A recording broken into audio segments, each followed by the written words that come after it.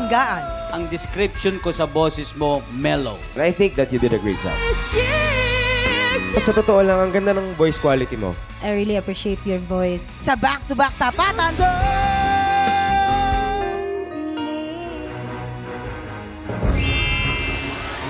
At may bagong kampiyon! yes! Sama-sama natin tutukan yan dito sa Tanghalan ng Kampiyon.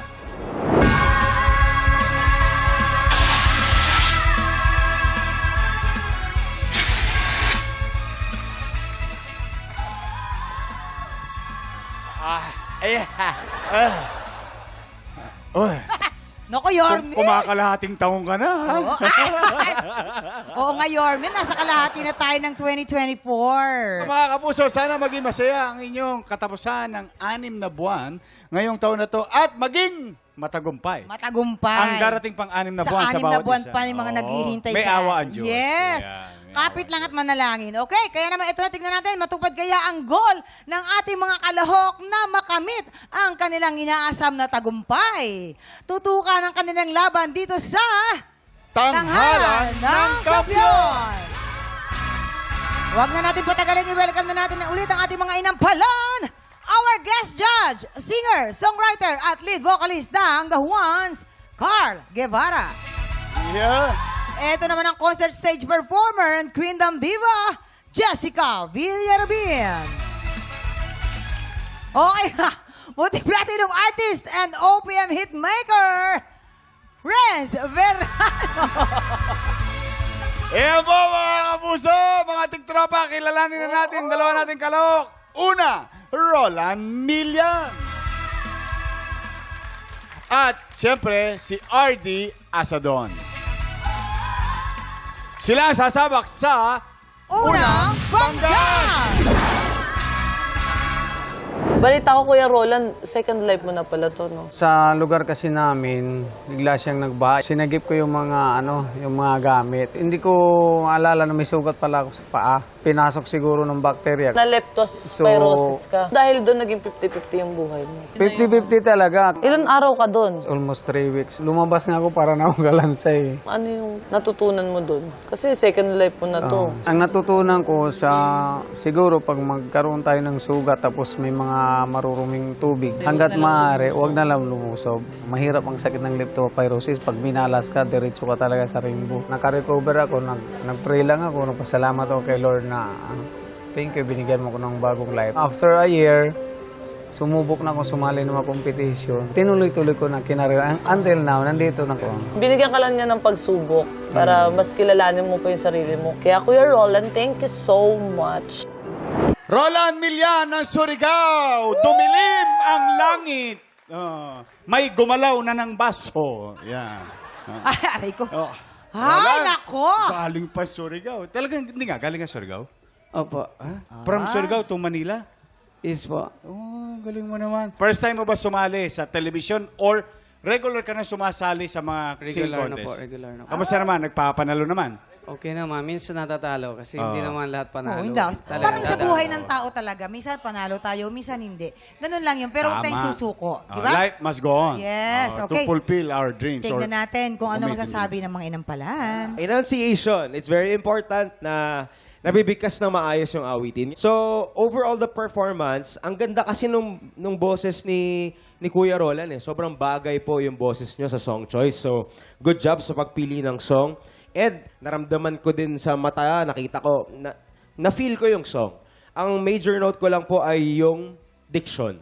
Minsan parang nakakain na yung words. Dahil nakakain yung words, hindi na masyado naiintindihan yung ibang parts. So kung meron na po akong tips sa inyo, yun po ay to enunciate, to make sure na klaro ang pagkakabigkas ng mga salita. But nonetheless, nagustuhan ko po ang inyong performance, pati po ang jacket nyo. Gusto ko pong arborin Yeah. pagkatapos po nito. Yeah. Ayan, maraming salamat po. One.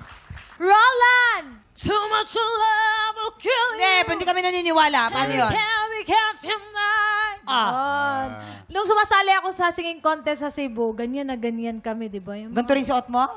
Siyempre hindi. Mag-dress ang ganito. Dress dapat. Gown. Yan. Sige na, mag-comment ako, Kuya Roland.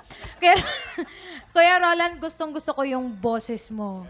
Ang ganda ng mga bira mo doon sa high notes, parang hindi ka naman nahirapan, effortless. Yung confidence mo, andun, para kang hindi kinabahan eh. Oo, stage presence maganda. I agree with Carl sa whole performance. Yung ma-advise namin yung diction lang. Yung sobrang klaro. Yun lang, Kuya Roland. But overall, I enjoy your performance. Galing. Ayan na. Ayan na. Ang nabutan lahat ng henerasyon. I'm gonna knock on your door. Inabot ko. Mamaya po may open house tayo. Papakita namin yung studio, 1 bedroom, Yeah, saka 2 bedroom. Ay, bago na. Ayente na na yun. Agent na yan. Yung mga interesado, may brochure akong dala rito. Okay. Yung buong kanta, hindi klaro. Medyo may mga lyrics na nakakain na yung salita. Meaning, hindi siya klaro. Hindi ko siya maintindihan. Kahit na gaano ka kagaling kumanta at bagay na bagay sa iyo yung kanta, pag hindi ka maintindihan, baliwala. May mga parts na kailangan mo konting ihit ng konti. Yung part na cause you never read the signs. Yung pagtaas nung yung yes, i-hit mo ng konti. And then, yung ending natin, yung in the end, may konti rin. Medyo ingat lang ng konti. Kasi you're carried away do sa pagkanta mo. Ang nagustuhan ko naman sa'yo, ganda ng stage presence mo. Galing, di ba? Oo.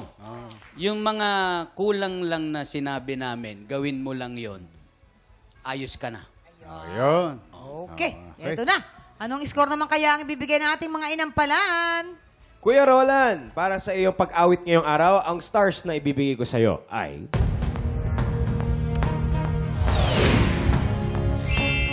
3 stars. Ang stars na ibibigay ko sa'yo ay... Another 3 stars. Iyon, naka-anim na star si Rola, pero ibibitin muna natin kung ano ang score ni Renz.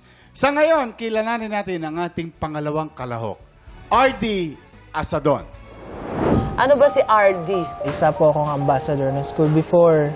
Tapos, sarili kong pinapaaral ko ng college hanggang sa natapos ako.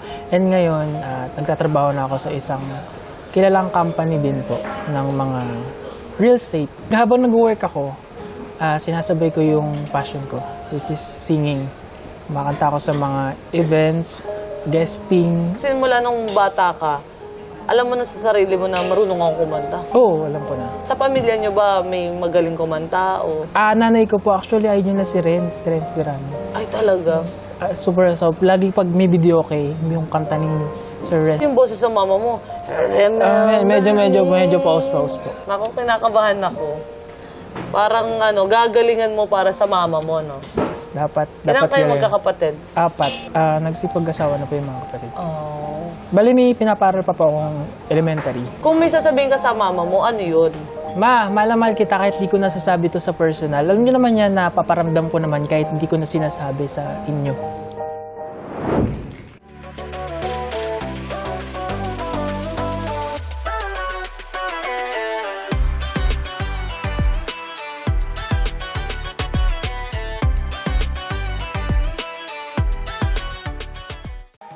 Tropa, pinanood mo hanggang sa dulo itong video na to, very good ka! For more happy time, watch more TikTok Lock videos on our official social media pages and subscribe to GMA Network official YouTube channel.